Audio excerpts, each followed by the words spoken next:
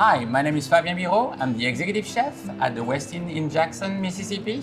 We are in Estelle kitchen at the moment, and today I'm going to give you a little bit of my background. I grew up in France, in Paris. I studied culinary school in Paris and went to work in some of the best restaurants in France, 3 stars and 2-star Michelin. After, I came in the US and worked in few hotels and restaurants. I worked in Georgia, in California, in Colorado, in Florida, and lately I'm here in Mississippi.